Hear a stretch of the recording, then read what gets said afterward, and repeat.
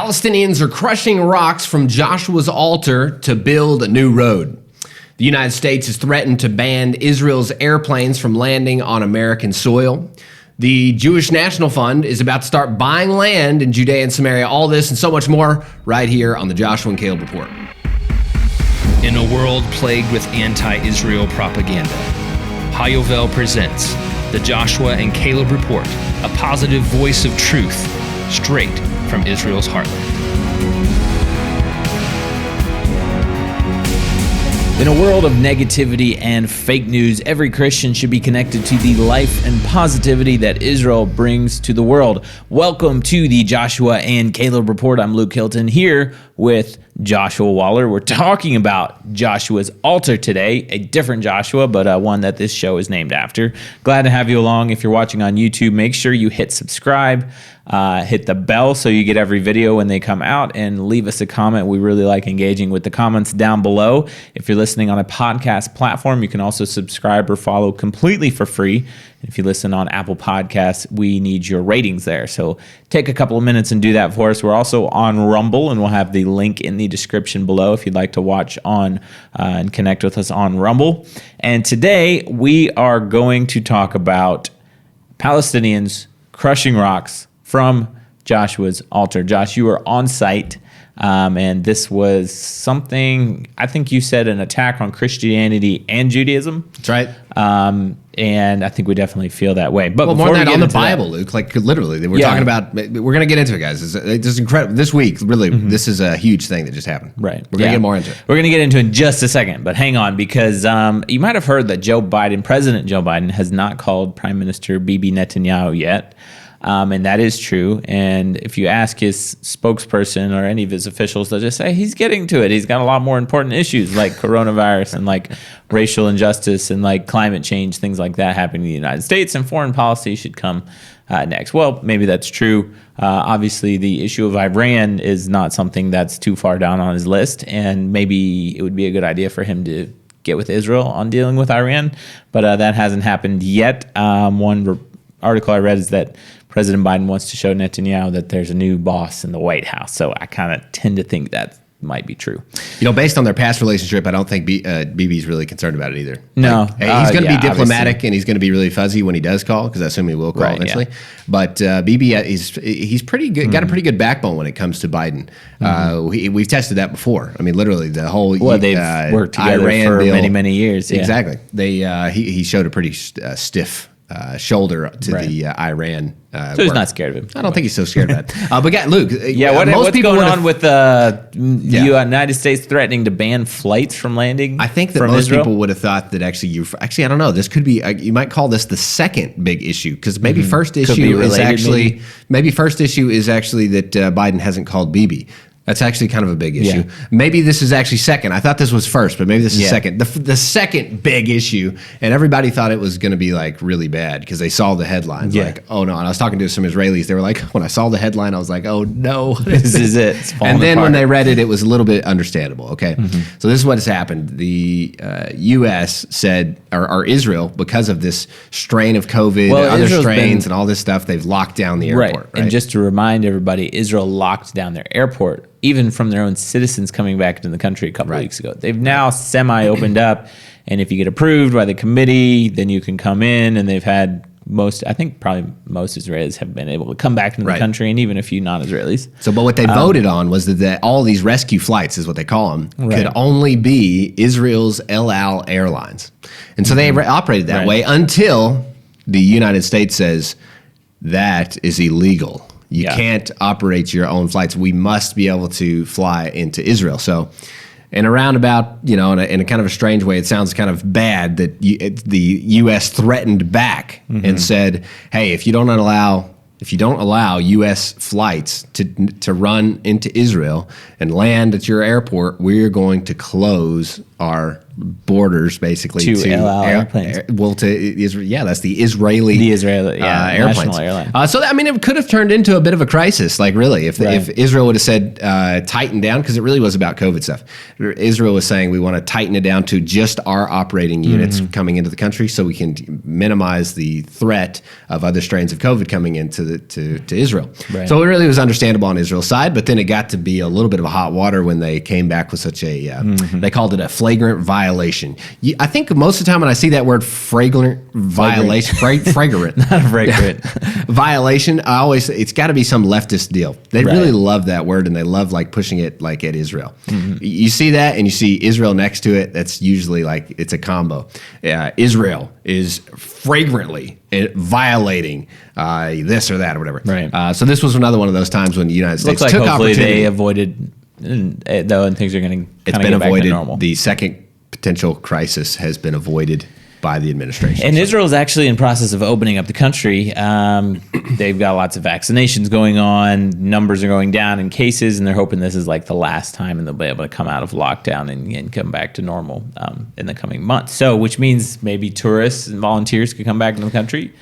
So stay tuned for that. Stay tuned. We still don't know. We said that like a year ago, I think. Yes, Stay tuned. yeah. We still don't Exactly. know. We're still staying. Stay tuned. Okay, so you might have barely heard about this in the news, and that is that Joshua's altar got damaged and vandalized by the Palestinians, but you probably didn't hear much about it. And guess what?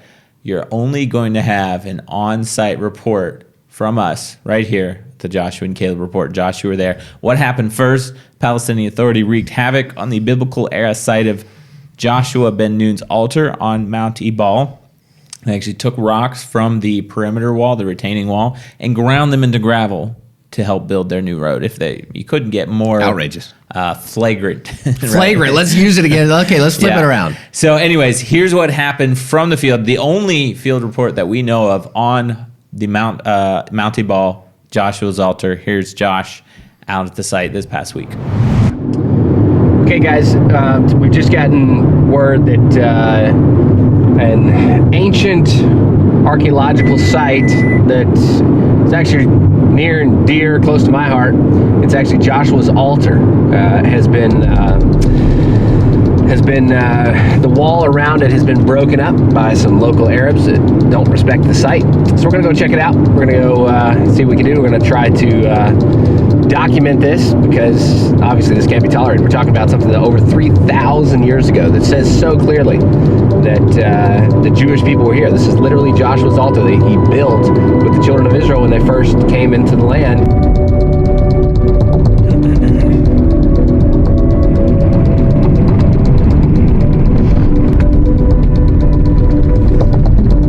Now we're inside of the footprints.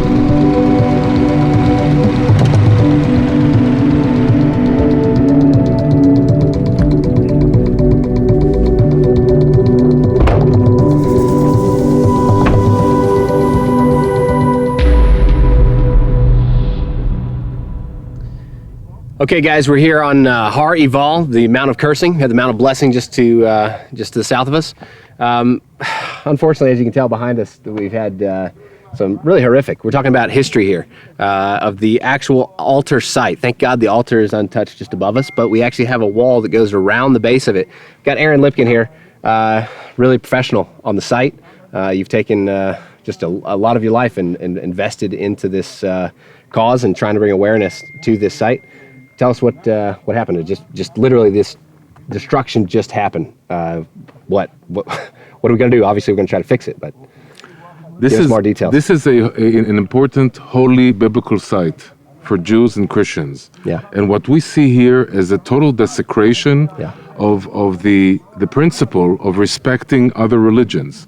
Okay, what we have here are Muslims coming in and just destroying a holy compound, a place that had an important biblical ceremony, the ceremony described in Joshua chapter 8, a ceremony that was commanded by Moses in Deuteronomy 7 and Deuteronomy 11, Deuteronomy 27.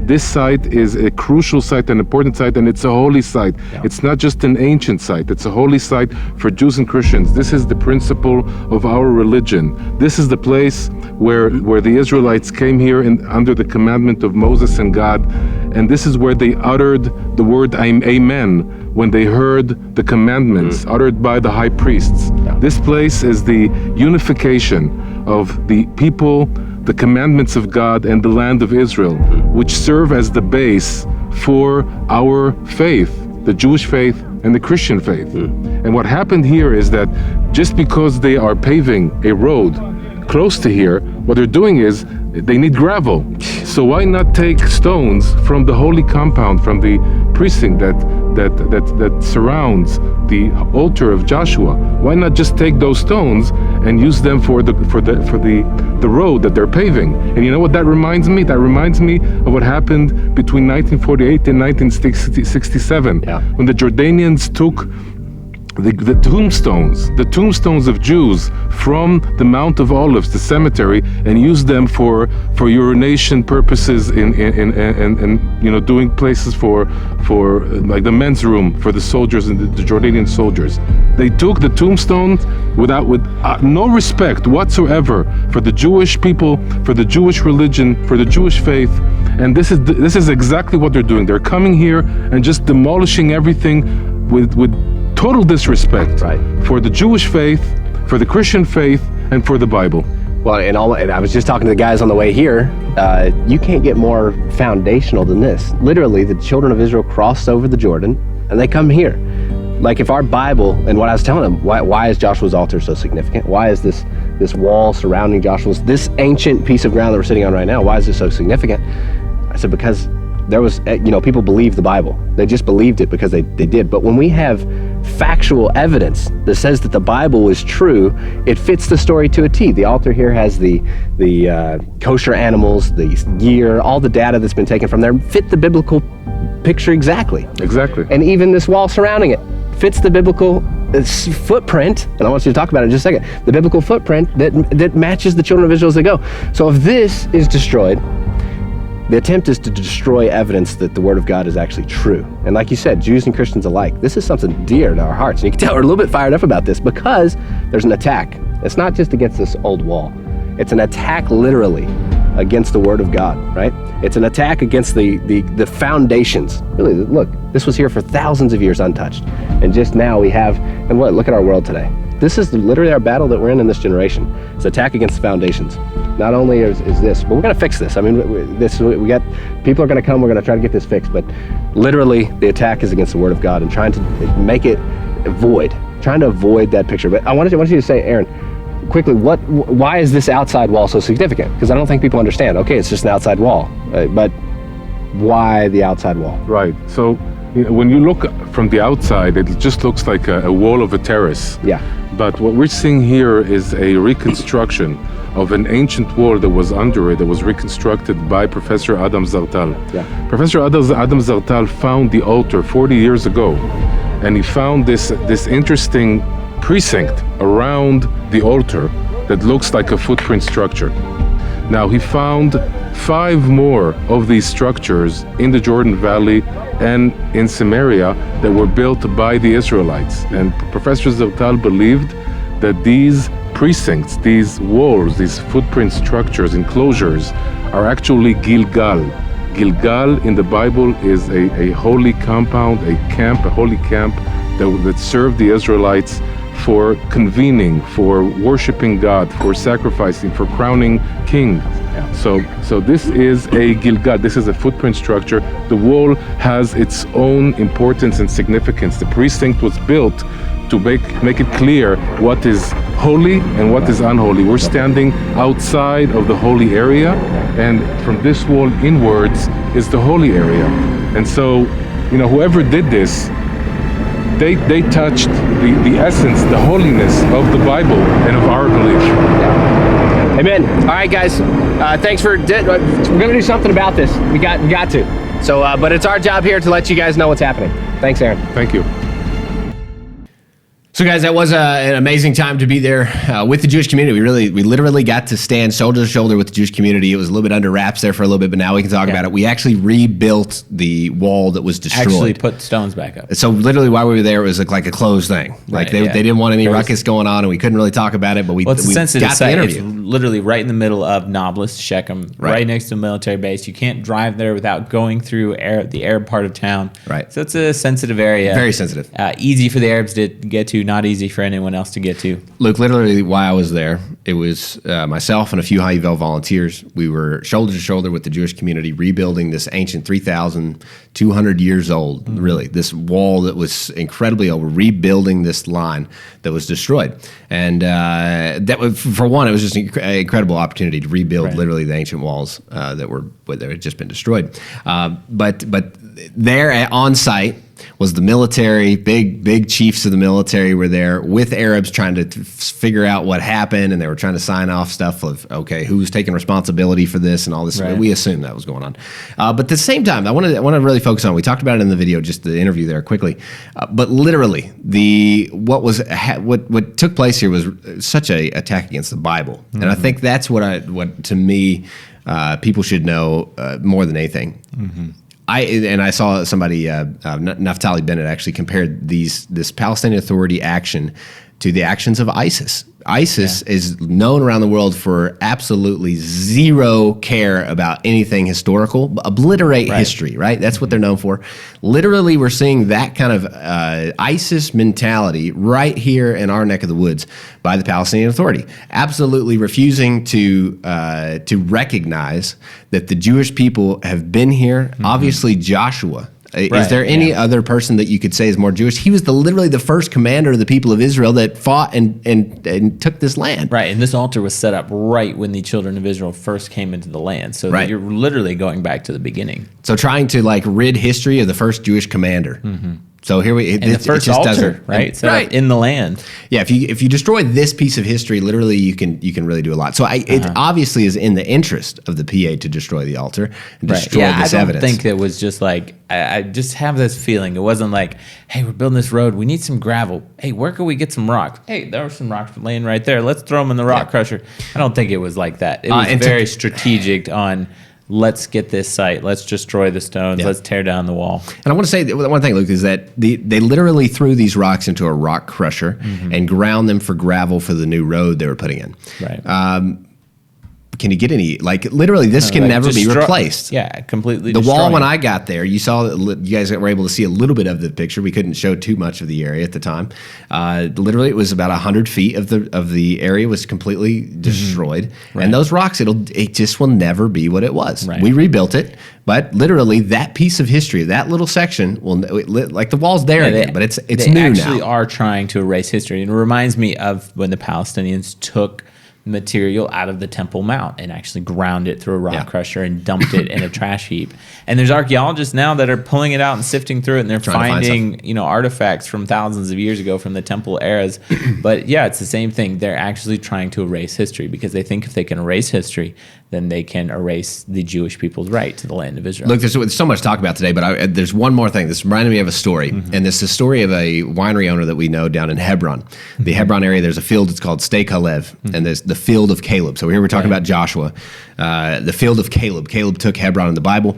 There's this Jewish owner. He owns this property, and he planted a vineyard there, and the Arabs of the local area kept causing him trouble, planting bombs and trying to threaten him. Thank God he's alive. He's still alive today. He's have a great field there. But one time, the Arabs came out to talk with him, and he said, "Hey, come here. Let me just show you something." Yeah. On his property, he went and showed him. There's this ancient rock that's there, and it's a cutout, and it's just the way it is.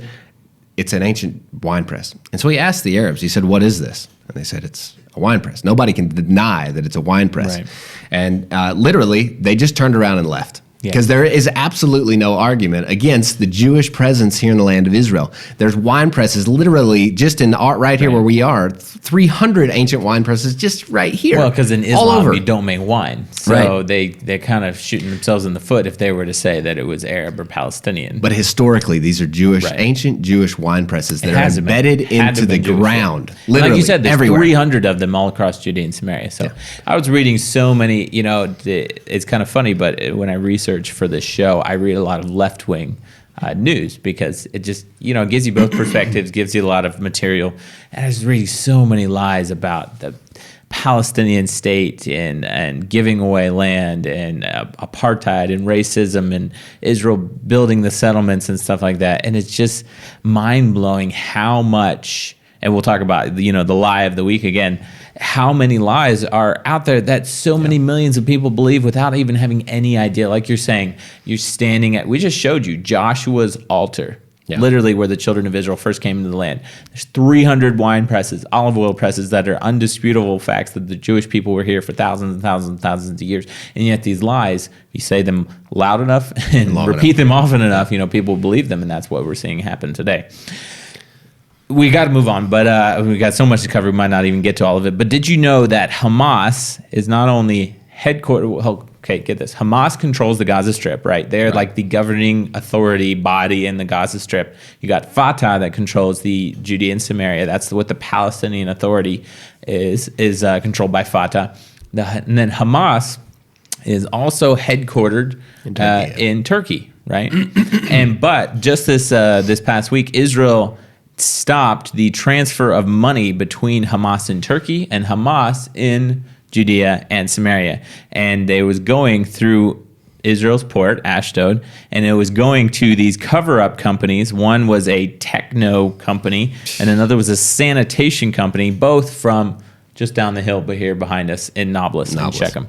And Israel stopped that. But what's also interesting is that not only is Israel trying to have elections, the U.S. just had elections, but the Palestinian Authority is attempting to have elections, and it's the first elections, should have looked this up, but it's like 15, 16 years that they've had. A long time. And Mahmoud Abbas, his term limit, I think, was 4 years, so he's like 12 years illegally as the head or the prime minister or whatever you call him, the president of the Palestinian Authority. Now they're trying to have elections again. I don't know if you read this, but they're actually really worried because right now it's looking like Hamas, people people that would vote Fatah, which is the current governing body, are not going to turn out very well. But in Gaza, and people that are going to vote for Hamas are going to turn out in crazy numbers. So it's actually very, very possible that Hamas could win elections in the Palestinian Authority.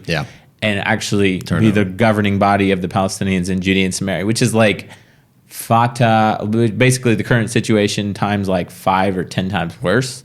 So believe it or not, I think Israel actually wants Fatah to be in power. So who knows? We might see them stepping in. I just read, Luke, actually, I think it was last night, Israel went in and took out, they told these two Hamas operators here in this area, Samaria, that they should not run for office. If they run for office, they told them not to do it. Intelligence warned them not to. They did, and they were arrested. I believe they're in jail right now. There you go. They were just arrested. So it's actually, one time I read that it's in Israel's interest for Fatah to govern, in Judea and Samaria, and I was like, oh, that's really interesting. But it's because they don't want Hamas in power. But Hamas is actually also headquartered in Turkey, and that's why we've also talked about on this show so extensively about Turkey in the past. They got a lot of underlying interests in this area, in Gaza, and all over the place. It's all about terrorism. In this area, Turkey's actually building an industrial zone right here. They just started to build. Crazy. Like Turkey is building here in Judea and Samaria under the Palestinian Authority. Right. That's why we talk about Turkey, and that's why it's kind of a problem here. Luke, we got to talk about Israel and the Palestinians. Just a few things to mention again with the ICC. We're not talking about the Cricket Council this time. We're talking about the criminal court.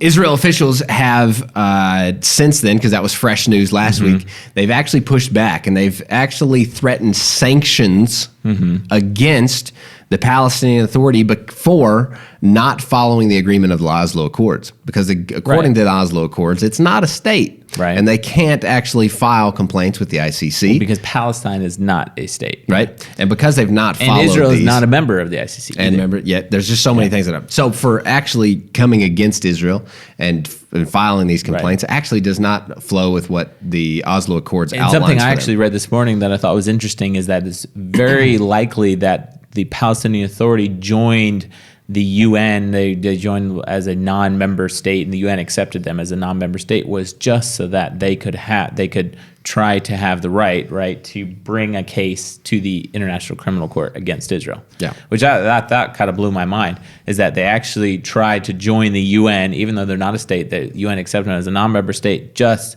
so that they could bring a criminal case against Israel. So I don't think we made this clear last time, Luke, but here's the deal is if they're successful, the Palestinians are successful with this, an IDF soldier that it goes to anywhere in the EU or any country, any of these if he leaves 124, Israel, he's in danger, right? Yeah, the 124 members of these countries, he could literally be imprisoned. Right. In any of these countries. Right. If he So goes it's to more Germany serious or than, one of these, say a country that's a part of the... It could actually be a serious deal, yeah. So Serious. Israel really, I'm happy to see Israel standing strong on this and actually pushing back. So what are the sanctions they're talking about? This is all hearsay and talk, so who knows this actually? I doubt it actually happens. But one of the senior members that's talking about this topic says one of the sanctions would be to limit all the higher level members of the Palestinian Authority from any travel outside of Israel, because they're saying this is how the ICC would actually affect Israelis, or generals and IDF people or whatever. Especially like Naftali Bennett being the former defense minister. If he was to travel abroad, boom, they would arrest him. So they're saying, okay, if they're going to try to do that to us, we're going to. This sanction would be to not allow them to travel outside of their. Which is a great idea, anyways, because they're the ones that actually have the criminal past. Right. And they had a lot of other ideas and stuff, but who knows what will actually come about once we get to the end of that. Okay, guys, quick lie of the week, and it's not. I'm just calling it the lie of the week, but it's kind of a hidden lie, and there's a Arab member of Knesset. Yes, there are Arabs that are members of Knesset in Israel's parliament.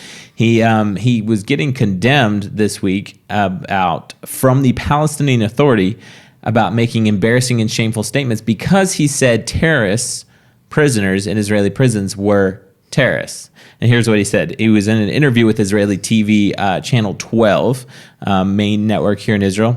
And this member of Knesset named Mansour Abbas said that placing me as a terror supporter or embracer of terrorists, that never was. Whoever published that I visited the prison and met with terrorists, because there have been some Arab MKs that have gone to Israeli prison and visited with convicted terrorists. He basically saying that he got framed as doing this, and he said, no, that never happened. But in the course of the conversation, he happened to mention the word terrorists. Well, the director of the PLO Commission of Prisoners Affairs condemned Abbas, this is the member of Knesset Abbas, stressing that imprisoned terrorists are nothing but symbols of honor, heroism, and pride. And he further emphasized that terrorism is the way to liberate Jerusalem. So here's the lie. If you believe in any way that the PLO or the PA or any government officials of the head of the Palestinian people are in any way moderate or in any way want peace or in any way want to work with the Western world, you just have to listen to what they're saying. Right. And they're saying that in-prison terrorists are nothing but basically in-prison murders of Jews are nothing but symbols of honor, heroism, and pride, and that terrorism is the way to liberate Jerusalem. It's just a complete lie that people are believing all over the world, and you have to believe these people are actually what they are, and that's that they hate the Jewish people, they hate Jerusalem, they hate Israel, and they want all the Jewish people wiped off the face of the map. Luke, there's two good things we got to end on real quickly, and that is that JNF, the Jewish National Fund, is a huge part of the history of Israel. They've helped to build Israel from ground up. Before the country even started, they started buying property. Well known for purchasing land and planting trees. They have not worked so much in Judea and Samaria for years and years and years and years, and they're just now starting to work more, and they've moved to a new level. It's being voted on now, but it should go through, and that is that they want to start buying land from Arabs and bring it into Israel to expand the communities of Judea and Samaria. So that is amazing news. Thank God for that, and we should all pray that that goes successfully, because we're talking about a lot of funding. Yeah, that'd be huge. A big organization that could have a lot of influence and get a lot of good things done. So that's it for this week, except that Jerusalem or Israel, and maybe even here we might get a little bit of snow. If we we will take pictures and have them for you next week. In the meantime, be strong, be courageous, and be the voice of Joshua and Caleb in your generation. I believe in the God of Abraham, Isaac, and Jacob. Hey guys, thanks for watching that show. If you appreciate the work that we're doing and feel like we should reach more people all over the world, there's two things that you can do to help us out. Number one is make sure you're subscribed to this channel. Also ring the bell, because that means you get notified whenever we put new videos up. The second thing you can do is tell others about the show. We're still small, but we really have a heart to reach tens of thousands of people all over the world with a message of Israel. So you can tell them via social media, you can put our shows up, you can send our shows via email or messages. But when you tell others about the Joshua and Caleb Network, that helps us grow and reach more people all over the world with a voice of positive truth straight from Israel's front lines.